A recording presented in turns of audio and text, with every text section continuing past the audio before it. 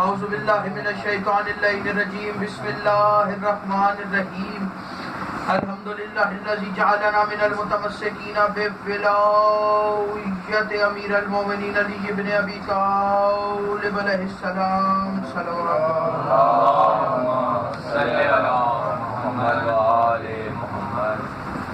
اما بعد بسم اللہ الرحمن الرحیم خاندان زہرا پہ بلند آواز سے صلوات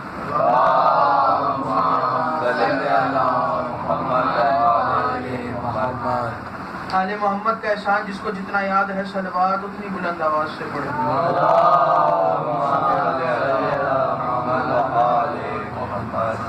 دعا ہے پروردگار عالم سے کہ بانیان کا یہ تمام خرچ اخراجات کوشش کاوش کو اپنی بارگاہ میں قبول و منظور فرمائے. آپ حضرات کا اس فرش پہ چلایا میرا عظیم خالق اللہ اپنی بارگاہ میں قبول فرمائے. کوئی غم نہ دے سوائے غم حسین کے. میرے اللہ قدر کی پہلی رات ہو زیارت امیر نصیب فرما. قیامت کا دن ہو شفاعت شبیر نصیب فرما. محشر کے روز ایک ہاتھ میں قرآن ایک ہاتھ میں دامن اہل بیت نصیب فرما.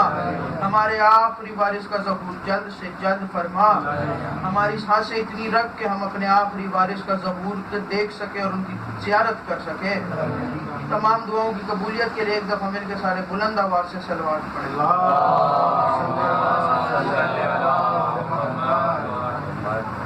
اجازت ہے بات شروع کی جائے. تاریخ میں 19 رمضان کو ایک بہت بڑا ظلم ہوا اور اس ظلم کی کرنے کے بعد ظلم کرنے والوں نے پیش صرف قاتل کو کیا.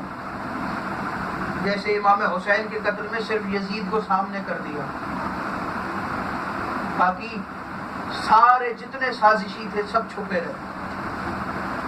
اسی طرح مولا علی کے قتل میں ابن ملجم کو سامنے پیش کر دیا کہ اس نے قتل کیا ہے, لیکن کسی نے یہ نہیں بتایا کہ سازش کس نے کی, تلوار کس نے منگوائی تھی, زہر کا انتظام کس نے کیا تھا, قطامہ کو کس نے بھیجا تھا, یہ کسی نے نہیں بتایا. جب کوئی مرتا ہے تو مرنے والے کے بارے میں لوگ سب سے پہلے یہ پوچھتے ہیں, اگر کسی کا قتل ہو تو وہ بولتے ہیں کہ یہ بتاؤ کہ اس کی دشمنی کس سے. تو علی کے قتل کی سب سے پہلی تفصیل یہاں سے شروع ہوگی کہ پہلے یہ بتاؤ کہ علی کی دشمنی کس کس سے تھی, علی کا دشمن کون کون. پھر لوگ کہتے ہیں کہ یہ بتاؤ کہ اس کی آخری لڑائی کس کے ساتھ ہوئی. جب تاریخ سے پوچھا کہ بتاؤ علی کی آخری لڑائی کب ہوئی تھی, تاریخ کے جبین پر پسینہ آیا. تاریخ نے کہا نہ کھنگال علی کے قاتلوں کو نہ ڈھونڈ. تاریخ سے کہا نہیں تو بتا, چاہے ہمارے جان بھی چلی جائے ہم علی کے قاتلوں کو ڈھونڈیں گے. تاریخ نے کہا اچھا اگر تو نے کلیجے میں ہاتھ ڈال ہی لیا ہے میرے تو پھر سن, علی کی آخری لڑائی یا جمل میں ہوئی تھی یا صفین میں ہوئی تھی. یا علی صفین میں لڑے تھے یا جمل میں لڑے تھے. تو اس سے معلوم یہ ہوا کہ علی کا قاتل یا تو جمل میں موجود ہے یا صفین میں موجود ہے. تاریخ کہتی ہے کہ علی کی آخری لڑائیاں کافروں سے نہیں ہوئی, مسلمانوں سے ہوئی ہیں. صفین بھی مسلمانوں کے خلاف تھی, جمل بھی مسلمانوں کے خلاف تھی. یا تو علی کا قاتل جمل میں موجود ہے یا صفین میں موجود ہے. فقیر شام روز مولا کو خط لکھ دیتا, خدا کی لعنت ہو اس ملعون پر. روز مولا کو خط لکھ دیتا, روز مولا اس کے خط کا جواب دیتے. ایک دن مولا کو جلال آ گیا, جلال میں آ کے مولا کہتے یہ پاگل ہو گیا ہے, روز خط لکھ دیتا. مولا نے اپنے ایک صحابی کو بلایا, نام تھا ترما. مولا نے کہا ترما میرے قریب آؤ. ترما کو مولا نے بلایا, کہا ترما یہ روز خط لکھ دیتا ہے, یہ میرے خط کا جواب لے جاؤ. ترما نے کہا مولا آپ خط دیں, آج کے بعد یہ خط نہیں لکھے گا, آج کے بعد یہ خط نہیں لکھے گا. ترما نے خط لیا, چلے. شام پہنچے, شام کے باہر ایک باغ تھا, باغ کے اندر فقیر شام کے کچھ چیلے بیٹھے ہوئے تھے. انہوں نے دیکھا, ترما کا قد اتنا دراز تھا کہ انہوں نے دیکھا کہ باغ کی دیوار کے اوپر سے کسی کا سر جاتے ہوئے نظر آ رہا. انہوں نے اوپر ہو کے دیکھا تو کوئی جا رہا تھا. انہوں نے آواز دے کے کہا کون ہو تم؟ ترما نے کہا انا مرید علی ابن ابی طالب, میں قاصد ہوں ابو طالب کے بیٹے علی کا. انہوں نے کہا اچھا یہ علی کا قاصد ہے، علی نے بھیجا ہے اسے، چلو اس سے کوئی مذاق کرتے ہیں۔ انہوں نے کہا کہ تیرا اتنا لمبا قد ہے، کیا تو آسمان کی خبریں رکھتا ہے؟ تو ترما نے کہا ہاں میں آسمان کی خبریں رکھتا ہوں، آسمان پر ملک الموت ہے، موت کے اوپر امر ہے، امر کے اوپر اول الامر ہے، اور اس اول الامر کو علی کہتے ہیں، مجھے اس علی نے بھیجا ہے، مجھے اس علی نے بھیجا ہے۔ انہوں نے کہا کہ جلدی سے دربار میں پہنچو اور جا کے خبر دو کہ قاصد آیا ہے، اور بڑا فصیح و بلیغ قاصد ہے، بڑا تیز قاصد ہے، جواب پہ جواب فوراً جواب دیتا ہے، تیاری کرو۔ انہوں نے تیاری کی۔ ان کی نظر میں جو سب سے عقل مند لوگ تھے، ہر بندے کا عقل مند بندہ بھی الگ الگ ہوتے، ان کی نظر میں جو پوری شام میں عقل مند لوگ تھے، ان کے دربار میں ان کو جمع کیا۔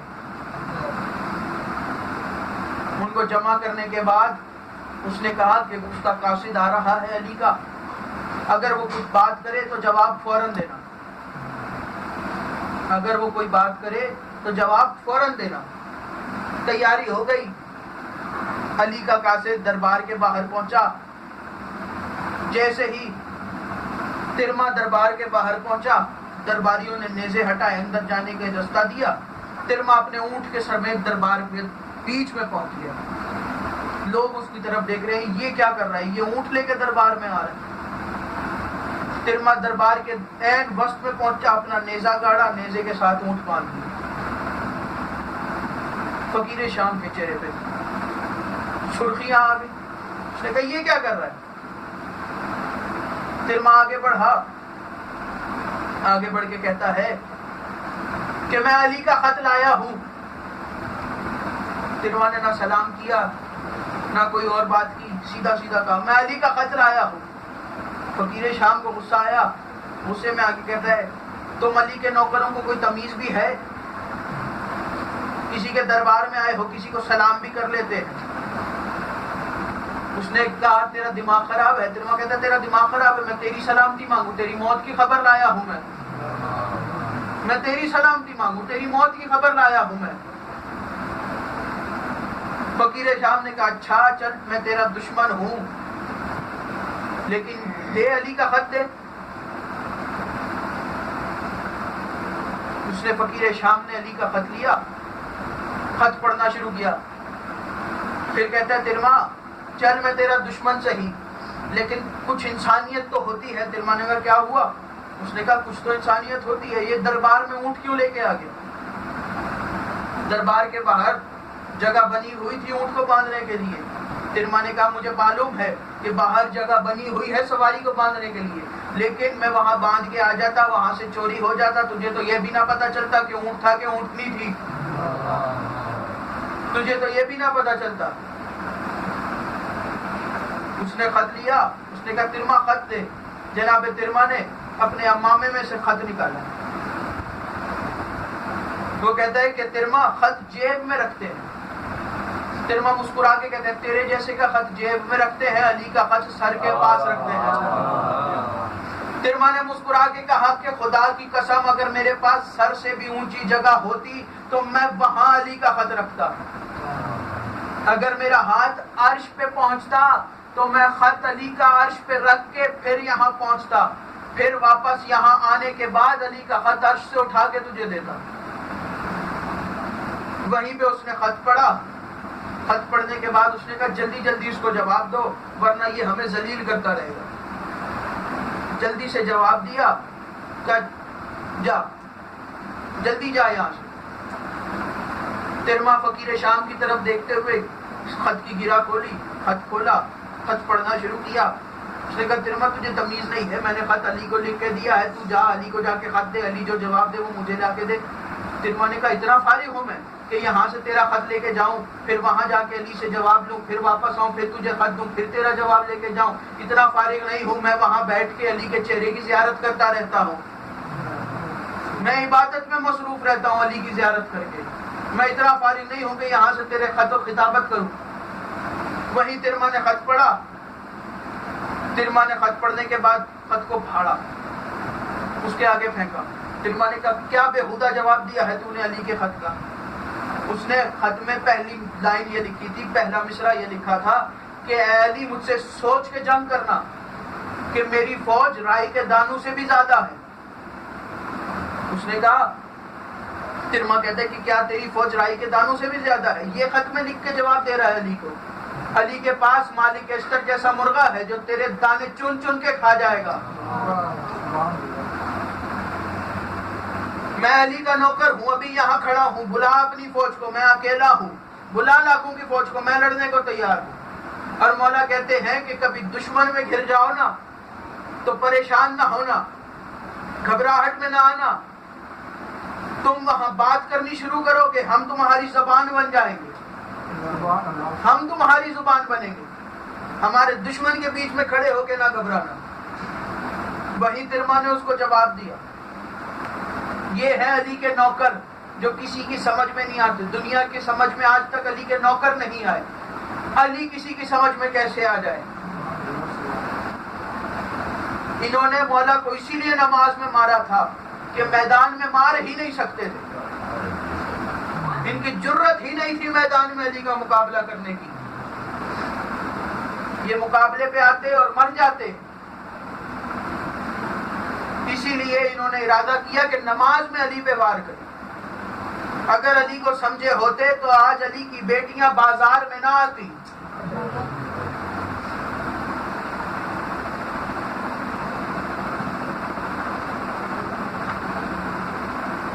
رمضان کی شب لگ گئی ہے،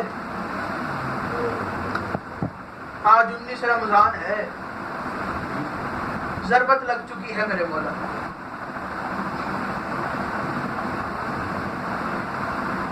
اللہ دارو 17 رمضان کو آخری خطبہ دیا ہے مولا نے، اور آخری خطبے میں مولا نے حکم دیا کہ کوئی گھر سے باہر نہ نکلے۔ آدھی رات کا وقت ہوا، شہزادی زینب کو لیا بازار میں آ گئے، بازار میں پہنچے، آواز دے کے کہتے ہیں زینب یہ کوفہ کا بازار ہے۔ تھوڑا آگے بڑھے، آگے بڑھ کے کہتے ہیں زینب یہ کوفے کا دربار ہے۔ پھر تھوڑا سا آگے بڑھے، آگے بڑھنے کے بعد کہتے ہیں زینب یہ دارالامارہ ہے۔ شہزادی رو کے کہتی ہیں بابا یہ چیزیں بیٹوں کو دکھائی جاتی ہیں، میں آپ کی بیٹی ہوں، بابا ان جگہوں پہ بیٹے آیا کرتے ہیں، آپ مجھے کیوں دکھا رہے ہیں؟ علی رو کے کہتے ہیں زینب ہو سکتا ہے ایک وقت ایسا آئے کہ میرے سارے بیٹے مار دیے جائیں اور میرے بیٹوں کی جگہ تجھے اس بازار میں، اس دربار میں آنا پڑے۔ شہزادی رو کے کہتی ہیں بابا جس کے 18 بھائی ہو اسے اس بازار میں آنے کی کیا ضرورت؟ بابا جس کے حسن اور حسین جیسے بھائی ہو، جس کا عباس جیسا بھائی ہو، اسے یہ دربار میں آنے کی کیا ضرورت؟ عزادارو 18 رمضان کی افطاری بیٹیوں کے گھر کی، 18 رمضان کی افطاری کرنے کے بعد، افطار کے بعد جب مولا اپنے حجرے میں چلے گئے تو آدھی رات کا وقت ہوا، مولا کو گھر کے باہر گھوڑوں کی جھنکار کی آواز آئی۔ مولا گھر سے باہر نکلے، گھر سے باہر نکلنے کے بعد دیکھا کہ کچھ نقاب پوش لوگ کھڑے ہیں۔ مولا نے کہا کون ہو؟ تو ایک گھڑ سوار اترا، آگے بڑھا، آگے بڑھنے کے بعد اس نے اپنا نقاب اتارا، نقاب اتارنے کے بعد کہا مولا میں آپ کا صحابی حذیفہ یمانی ہوں، مولا جب سے یہ 40 ہجری کا رمضان آیا ہے مولا آپ کے خطبوں کے رنگ بڑے عجیب ہو گئے ہیں، مولا ہمیں ڈر لگ رہا ہے، اور مولا جب سے یہ رمضان آیا ہے ہم کوفے میں کچھ اجنبی لوگوں کو دیکھ رہے ہیں جو کہ کبھی تلواروں کے، کبھی اسلحے کی دکانوں پہ نظر آتے ہیں، کبھی زہر کی دکانوں پہ نظر آتے ہیں، مولا ہمیں ڈر ہے کہ کہیں آپ کو کوئی نقصان نہ پہنچا دے۔ مولا کہتے ہیں حذیفہ میرا سوال کا جواب دے۔ مولا کہتے ہیں حذیفہ یہ بتا کہ اگر کسی کی موت نہ آنی ہو تو کیا تم اس کی موت لا سکتے ہو؟ حذیفہ کہتے ہیں نہیں مولا، اگر کسی کی موت نہ آئے تو ہم اس کو مار نہیں سکتے۔ علی کہتے ہیں اچھا حذیفہ یہ بتا کہ اگر کسی کی موت آ گئی ہو تو کیا اس کی موت کو ٹال سکتے ہو؟ حذیفہ کہتا ہے نہیں مولا، ہم اس کی موت کو ٹال بھی نہیں سکتے۔ علی کہتے ہیں حذیفہ پھر میں امام بن کے حکم دیتا ہوں کہ واپس چلے جاؤ، اگر میری موت آ گئی ہوئی تو مجھے مر کے رہنا ہے، میں شہید ہوں گا، اگر نہ آئی ہوئی تو مجھے کوئی ہاتھ بھی نہیں لگا سکتا۔ حذیفہ کہتا ہے ہے کہ جب مولا نے امام بن کے حکم دیا تو مجھ پہ واجب تھا کہ میں واپس چلا جاؤں. حذیفہ کہتا ہے کہ میں گھر پہ آیا, میں گھر کے صحن میں آ کے دیوار کے ساتھ ٹیک لگا کے سو گیا. ادھر مولا علی اپنے حجرے میں گئے, تہجد کی نماز پڑھی. تہجد کی نماز کے بعد مولا حجرے سے باہر نکلے, آسمان کی طرف دیکھا. آسمان کی طرف دیکھ کے علی کہتے ہیں خدا کی قسم وہ رات آ گئی جس کا علی سے وعدہ ہوا تھا. خدا کی قسم وہ رات آ گئی جس کا رسول خدا نے مجھ سے وعدہ کیا تھا. عزادارو, عبادت میں مصروف ہوئے, فجر کا وقت قریب ہوا, حجرے سے نکلے, صحن میں آئے, مرغابیوں نے راستہ روکا. عزاداروں مرغابیوں کو ہٹایا, آگے چلے. دروازے کی زنجیر نے راستہ روکا. علی کہتے ہیں اے دروازے کی زنجیر, آج علی کو جانے سے تو بھی روکے گی. آج کائنات میں کوئی بھی شے علی کو مسجد میں جانے سے نہیں روک سکتی. عزاداروں علی مولا نے زنجیر کو ہٹایا, علی مولا گھر سے نکلے. عزاداروں مسجد کی طرف چلے, مسجد میں پہنچے. عزاداروں مسجد میں ابن ملجم الٹا سو رہا تھا. عزاداروں مولا نے اس کو ٹھوکر مار کے کہا اٹھ, علی آ گیا ہے, جاگ, نماز کا وقت ہے. عزاداروں مولا نے ابن ملجم کو جگایا. عزاداروں علی گلدستہ اذان پہ آئے.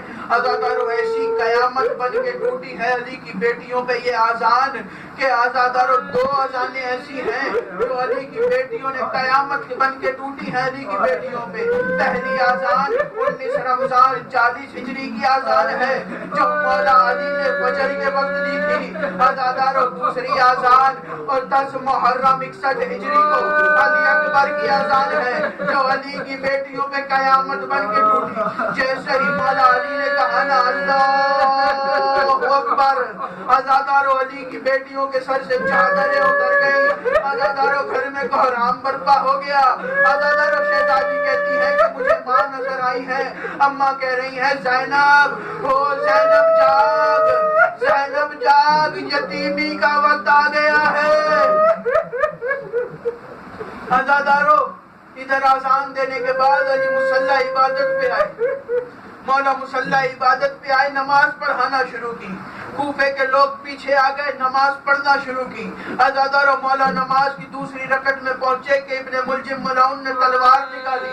اس ملعون نے تلوار نکالی. دوسرے سجدے میں علی آئے. عزاداروں علی دوسرے سجدے میں آئے. اس ملعون نے تلوار کا وار کیا. عزاداروں تلوار کا وار کرنا تھا. ادھر کوفے کی مسجد میں زلزلہ آیا, کوفے کی زمین پہ زلزلہ آیا. عزاداروں مولا نے آواز دی فزتو برب الکعبہ, خدا کی قسم آج علی کامیاب ہو گیا. ادھر حذیفہ کہتا ہے کہ یہ وقت قریب آیا, میری بیوی نے مجھے جھنجھوڑ کے ہلایا. کہا حذیفہ جاگ, آواز سن, مسجد سے کچھ اور کی آواز آ رہی ہے. حذیفہ کہتا ہے میں نے آنکھ کھولی, میں جاگا, میں نے آواز سنی, مسجد سے رونے کی آواز آ رہی تھی. حذیفہ کہتا ہے کہ مجھے آواز آئی, آسمان پہ جبرائیل نوحہ کر رہے تھے. قد قتل الامیر المومنین, قد قتل الامیر المومنین, قد قتل الامیر المومنین. مومنوں کا امیر مارا گیا, مومنوں کا امیر مارا گیا. ادھر مولا نے آواز دی بیٹا حسن نماز پوری کراؤ. نماز پوری ہوئی. عزاداروں گلین پہ لٹایا. عزاداروں گھر کی جانب چلے. جیسے ہی گلی میں پہنچے نا, آواز دی بیٹا حسن میرے صحابیوں سے کہو کہ واپس چلے جائے. میں نہیں چاہتا کہ میرے صحابیوں کے رونے کی آواز گھر میں جائے اور میری بیٹی جب مجھے دیکھے گی تو وہ چیخے مار کے روئے گی. حسن بیٹا میں نہیں چاہتا کہ میری بیٹیوں کی آواز میرے صحابیوں کے کانوں تک آئے. میں کہوں گا مولا کتنا خیال ہے آپ کو اپنی بیٹیوں کا. مولا ابھی تو آپ زندہ ہے, مولا ابھی آپ زندہ ہے اور آپ کہہ رہے ہیں کہ میری زندگی میں میری بیٹیوں کی آواز کوئی نہ سنے. مولا آپ کی یہی بیٹیاں اسی کوفہ کے بازار میں 61 ہجری گلے 61 ہجری میں یہی کوفہ کا بازار ہوگا. آپ کی یہی بیٹیاں بغیر چادر کے ان شرابیوں کے مجمع میں کوئی پتھر مارے گا, کوئی چھت سے پانی پھینکے گا, کوئی تازیہ نہ مارے گا. لعنت اللہ علی القوم الظالمین. علی